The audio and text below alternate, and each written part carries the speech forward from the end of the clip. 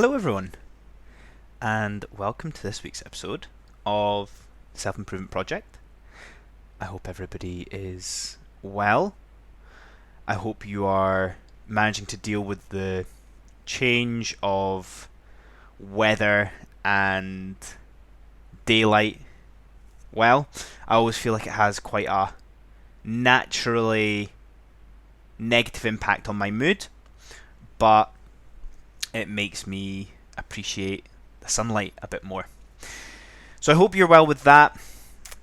If you've reached out to me recently, thank you. I'm at a stage now where I am thoroughly enjoying engaging and conversing with people like you who reach out and share your stories, share your wins with me as well. Before we get started, I'd like to thank you if you are part of my email list that I send out every Sunday, and let me know what you find most useful in that. Also, at this moment in time, I have a Patreon where I'm doing a bonus episode each week and you get early access. So if you enjoy and love the content of the Self Improvement Project, have a wee look on there. And finally, I'm starting some coaching as well. I'm currently in the process of coaching a handful of volunteers who I am eternally grateful for. And I'm loving it. I want to keep building on it. So if you fancy some coaching, I'm going to be starting it in January 2022. So when you're listening to this and you think it's something for you, have a wee look on my website and you'll be able to find more information there. Today's episode is called One Thing Over Everything. As humans, we naturally seem to gravitate towards the next new thing. Sometimes it's referred to as the shiny new object syndrome or other variations that you've maybe heard of. And I believe, and I've seen, that this can be one of the biggest barriers in our progress as humans who have a desire to improve ourselves. Now, why, if we want to get better at everything, why is that holding us back? Surely if we do a little bit of everything, it will improve ourselves as a whole. Also, they should surely complement each other. If I'm sleeping more, my diet will be better and I'll have more energy to then go and exercise, for example. But what if, and just hear me out for a second, what if we delved into one thing and focused on that in a professional manner, if we're approaching it with a professional mindset, disciplined, then what ripple effect could that have on everything else? Which we're going to dig into a wee bit deeper as the episode goes on. Focusing on everything gives us decision fatigue. What should I do today? Oh, I need to remember to do that today to keep up my streak of improving. And sometimes it can leave us in the lurch of being annoyed at ourselves because we haven't managed to keep up a streak or we haven't managed to do everything that we thought we were capable of. And over a long period of time, all these decisions and all these expectations that we put on ourselves tire us out. And we feel like we're going insane because we're doing so much work but not seeing or feeling the progress. I've gone through it many times myself. I go through it just now with things, and I will go through this in the future. It's just human nature. So give yourself a bit of forgiveness for that. And let's think about just focusing on one thing. Focusing and improving upon one thing is major success. You improve your mastery with that one thing. By mastering this one thing, it might take a bit of time, but it makes you more unique and it makes you more valuable. You are a more valuable person to society and to those in your circles and within your world. On the flip side, when we focus on everything and the latest trend, this only adds toxic and unhealthy pressure to ourselves. The feeling and need to keep up.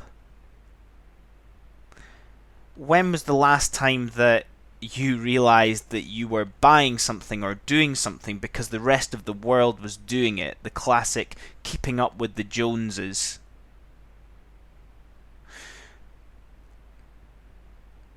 And that's what everything brings, rather than the one thing. Now, when we focus on one thing, there is stages. We feel that enormous sense of satisfaction when we start it, and we instantly feel we've improved upon it. I remember seeing a video years ago of a boy who was determined to teach himself in one single day to do a backflip from standing. No trampoline, no support. All he had was a mattress that he was landing on. And because of the repetition of it, and because he was only focusing on doing a backflip, by the end of the day he could do one without the mattress. So, like I say, there's certain stages to this, and when we do focus on one thing, right, we do get bored. It becomes monotonous to us because we're just focusing on one thing when our brain wants to maybe try lots of different things to add variety, novelty, and excitement. And after that initial boost of progress that we see, we then plateau. We feel little impact, little progress, and we think, why are we doing this for the lack of return? But stick with it. The more things that we do, we trick ourselves into thinking that we're making more progress, even though we're just making a minute amount of progress with lots of things. I want to challenge you to be bored with it. That one thing, I want you to get a stage where you find it boring. It brings you boredom. And I challenge you to push through that. Embracing the solitude that boredom brings you when you're working on that one thing. Try push through it. You might fail the first time, but I challenge you again. I challenge you to try the second, the third, the fourth time. It might be you're trying to read a book for a certain period of time. It might be that you're trying to write and journal for a certain period of time, but you just can't get through that certain bit. I challenge you to push through. Share with me how it feels when you push through. Share with me the lessons you learned through not pushing through. Patience can also be one of our biggest challenges when it comes to this. Like I said, that after that initial and instant progress you feel and see, you plateau before seeing more. So test your patience. How is it? When we focus on one thing to improve upon, this is the best way to identify with it, to build your reputation with that thing and the impact that that has on the world around you. You become that person who gets up early. You become that person who exercises at that time doing that thing every single day. You're known as that person who meditates twice a day, journals in between, and reads for an hour a day. You become that person. When you focus on everything, all you do is you fall back into society. You fall back into the system. The society-based expectations that are put upon you. You don't stand out. You don't become unique, and you don't add value. You stay in line.